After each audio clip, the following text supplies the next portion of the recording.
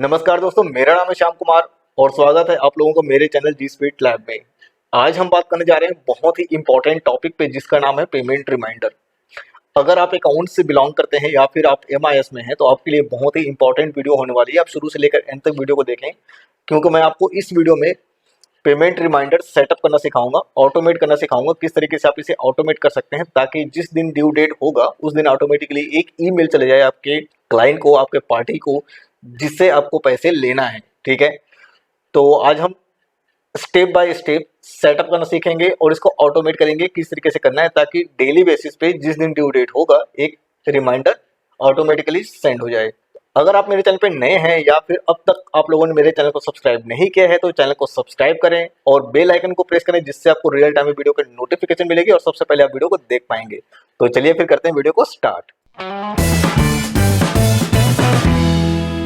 सबसे पहले आप डेटा प्रिपेयर करें। डेटा का मतलब है कि आपको सबसे पहले ऑर्डर नंबर, पार्टी के नाम, कॉन्टैक्ट पर्सन, पार्टी की ईमेल एड्रेस, जिस ईमेल एड्रेस पे आप रिमाइंडर सेंड करना चाहते हैं, उसके बाद टोटल ऑर्डर वैल्यू, कितने का ऑर्डर था, कितने कौन से डेट में ऑर्डर आपके फाइनलाइज हुआ था, उसके बाद पेमेंट कितना रिसीव हुआ था, लास्ट पेमेंट। आप चाहें तो यहाँ पे डेट भी डाल सकते हैं, लास्ट पेमेंट कब रिसीव हुआ था।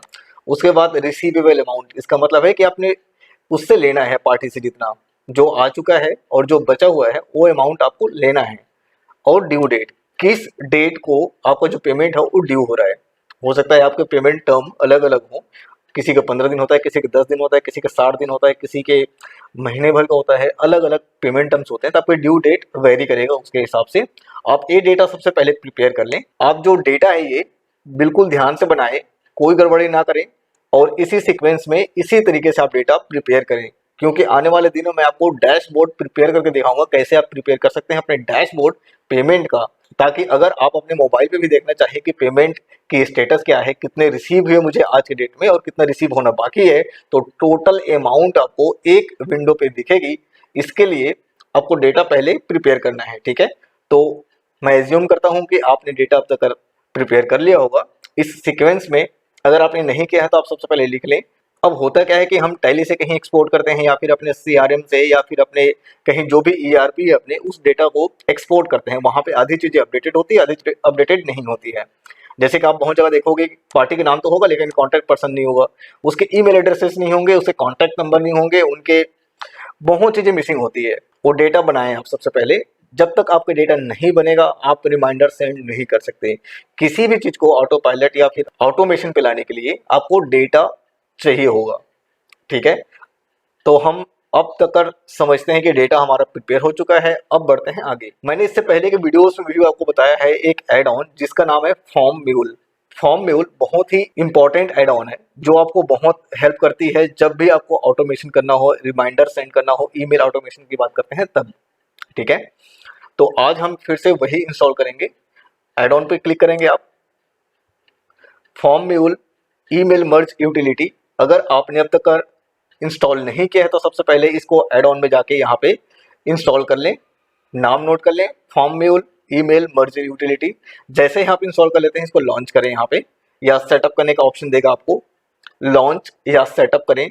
सेटअप करने के बाद आप सबसे पहले उस शीट को सिलेक्ट करेंगे जिस शीट में आपके डेटा अवेलेबल है। यहाँ पे सिलेक्ट शीट आ रहा है तो मेरे पास एक ही शीट है पेमेंट रिमाइंडर का, और यहाँ पे मैं ट्रिगर रखना चाहता हूँ टाइम के बेसिस पे।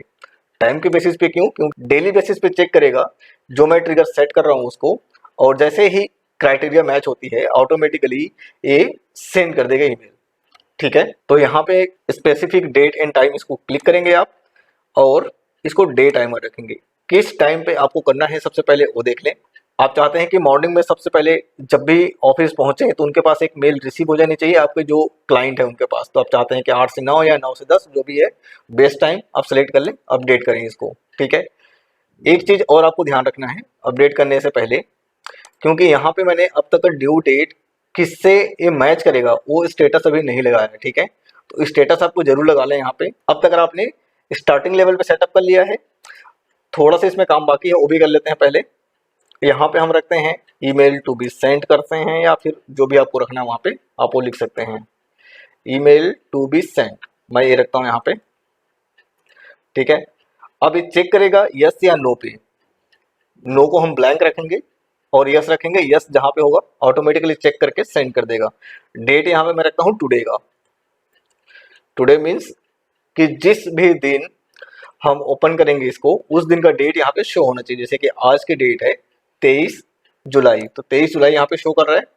इसके फॉर्मेट आप चेंज करना चाहें तो कर सकते हैं, सेम डे रख सकते हैं, सेम फॉर्मेट रख सकते हैं इस टाइप के। तो और यहाँ पे आपको एक फॉर्मूला अप्लाई करना है इफ का। इफ कंडीशन कैसे अप्लाई करना है अगर आपको नहीं पता तो सबसे पहले मेरे इफ वाले वीडियो देख लें, जो आपको आई बटन में इसका लिंक मिल जाएगा। इफ के फंक्शन कैसे काम करता है बिगिनर लेवल पे वो सबसे पहले सीख लें, ठीक है। If this is equal to this one, ठीक है। अगर हम इन दोनों को मैच करते हैं, अगर ये दोनों बराबर होंगे तो हमारा जो आंसर है वो यस होना चाहिए, ठीक है। इसको कैपिटल में करता हूं मैं वाई को,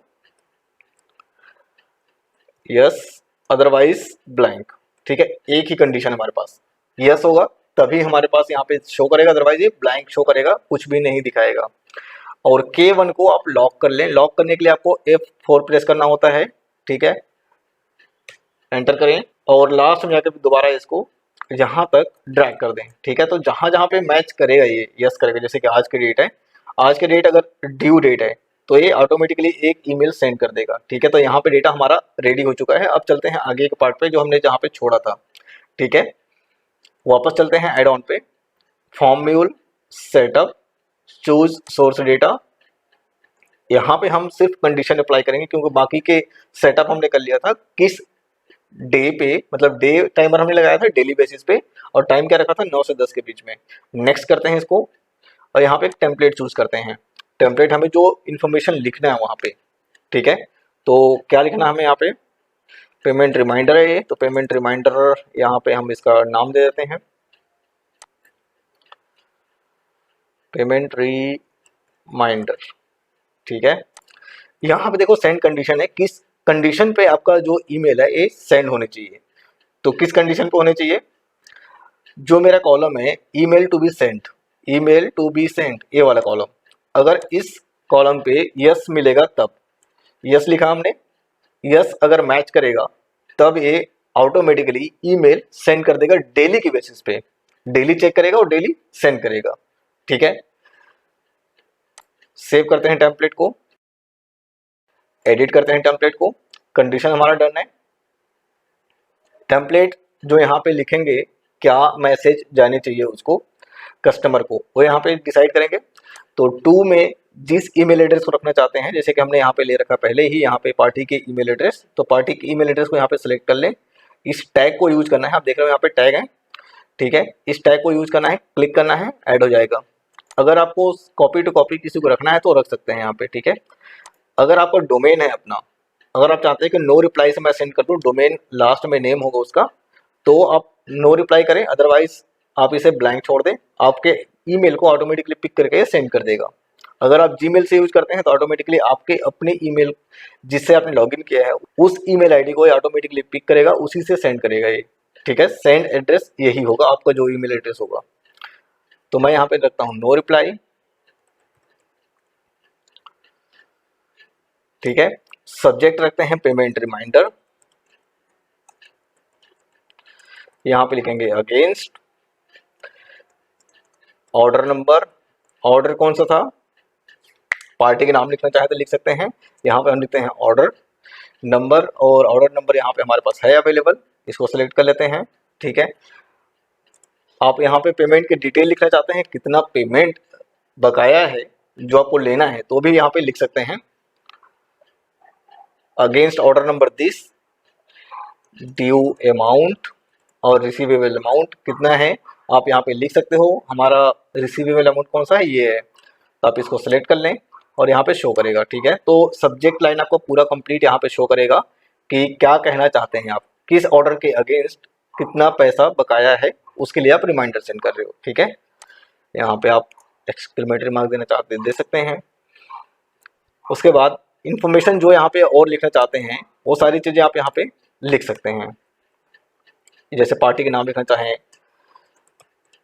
हेलो, पार्टी के नाम जो भी है, ठीक है। पार्टी के नाम जैसे कि यहाँ पे है मेरा, उसको मैं पिक कर लेता हूँ तो ये ऑटोमेटिकली शो करेगा हर बारी।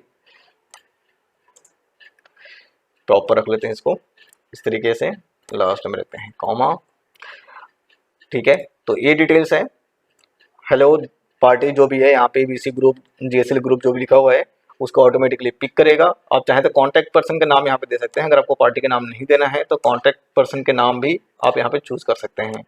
इस तरीके से इसको हटा दें और ये कर सकते हैं, ठीक है। अब आप चाहते हो कि यहाँ पे डिटेल्स कंप्लीट लिखें आप, कितना अमाउंट रिसीव हुआ था, कौन से डेट में रिसीव हुआ था, कौन से डेट की ऑर्डर थी, जिसका बकाया अभी तक बाकी है, वो सारी चीज़ें आप यहाँ पे लिख सकते हैं।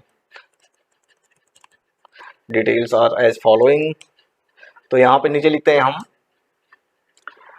पार्टी के नाम, ठीक है, किस पार्टी के नाम पे है, ऑर्डर के नंबर वो हमने ऊपर दे रखा है, अगर चाहते हैं दोबारा दे सकते हैं, यहाँ पे कोई दिक्कत नहीं है। ऑर्डर वैल्यू कितने का था, ऑर्डर का डेट क्या था, रिसीव्ड अमाउंट कितना हो चुका है आपके पास ऑलरेडी।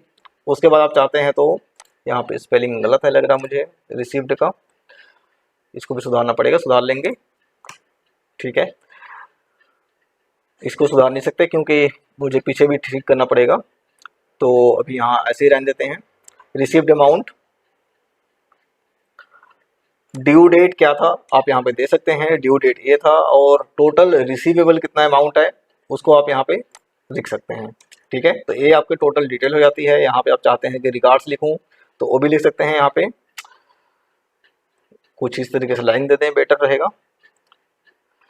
और यहाँ पे नीचे लिख दें this is an auto generated email, जैसे मैंने यहाँ पे लिख दिया वैसे आप लिख सकते हैं, क्योंकि ऑटोमेटिकली पिक करेगा और वैसे ही सेंड करेगा। आप चाहें यहाँ पे रिगार्ड्स लिखना चाहते हैं तो रिगार्ड्स लिख सकते हैं, अदरवाइज आपकी मर्जी है। अब हमारा जो टेम्पलेट है वो रेडी हो चुका है। अब हम एक सैंपल सेंड करके देखते हैं। यहाँ पे हम क्लिक करते हैं सेव एंड सेंड ऑल पे। उसके बाद देखते हैं कि क्या सही शो कर रहा है कि नहीं कर रहा है, ठीक है। मैच करेंगे यहाँ पे, क्योंकि एक यहाँ पे दिख रहा था जो ड्यू डेट है, ठीक है, तो सही होना चाहिए। थोड़ा इसको आगे करते हैं और देखते हैं वैल्यू मैच करता है कि नहीं करता। आप देख सकते हो यहाँ पे 33,652,606, इसका मतलब 3,36,52,606 रुपए बकाया है जो ड्यू अमाउंट है, ठीक है। तो बिल्कुल सही शो कर रहा है यहाँ पे। नीचे करते हैं, चेक करते हैं, बिल्कुल सही है। हम इसको सेंड कर सकते हैं, ठीक है। मैं क्लिक करता हूँ इसमें सेंड नाउ पे और चेक करते हैं ईमेल पे, ठीक है, कि कैसे ईमेल रिसीव हुआ है। अब ईमेल किसको सेंड हुआ है वो यहाँ पे चेक कर सकते हैं आप। किस ईमेल एड्रेस से गया, no reply@gsuitelab.in से गया और gsuitetips@gmail.com को गया। तो मैं ओपन करता हूँ अपने ईमेल और चेक करते हैं, इसको रिफ्रेश करते हैं एक बारी। यहाँ पे आप देखो पेमेंट रिमाइंडर के नाम से एक ईमेल आ चुका है। यहाँ पे payment reminder against this order number, open करते हैं। आप देखो कंप्लीट डिटेल यहाँ पे आ चुकी है। तो इस तरीके से आप क्या कर सकते हैं, एक ईमेल सेटअप कर सकते हैं और ये ऑटोमेटिकली चेक करेगा डेली बेसिस पे 9 से 10 के बीच में जो टाइम हम ट्रिगर कर रहे हैं, और इस तरीके से एक ईमेल सेंड कर देगा, ठीक है। तो आज की वीडियो में हमने क्या सीखा, सबसे पहले रिकैप कर लेते हैं। आज की वीडियो हमने सीखा कि किस तरीके से आप सेटअप करेंगे डेटा का, उसके बाद एड ऑन इंस्टॉल करके एड ऑन को सेटअप करेंगे ताकि ऑटोमेटिकली ये चेक करे ट्रिगर, अगर यहाँ पे यस मिलता है तो ईमेल सेंड कर दे, ठीक है। तो डेली बेसिस पे एक खुद ही करेगा। हम अगर कल की डेट में आके इसको वापस देखें तो सेम इसी तरीके से एक ईमेल सेंड हो चुका होगा। तो ये था गाइस आज का वीडियो, जिसमें हमने सीखा किस तरीके से आप पेमेंट रिमाइंडर सेट कर सकते हैं, इसको ऑटोमेट कर सकते हैं। अगर आपको वीडियो अच्छी लगी है, आपको लगता है कि इस वीडियो से आपको हेल्प हो सकते हैं, तो लाइक और शेयर जरूर करें और कमेंट बॉक्स में बताएं कि मुझे इस वीडियो से कोई आपका हेल्प हुआ कि नहीं हुआ। और यदि आप मेरे चैनल पे नए हैं या फिर अभी तक आप लोगों ने मेरे चैनल को सब्सक्राइब नहीं किया है तो चैनल को सब्सक्राइब करें और बेल आइकन को प्रेस करें, जिससे आपको रियल टाइम वीडियो की नोटिफिकेशन मिल सके और सबसे पहले आप वीडियो को देख पाएं। तो इस वीडियो में इतना ही, मिलेंगे नेक्स्ट वीडियो में कुछ नया लेके, तब तक के लिए बाय बाय।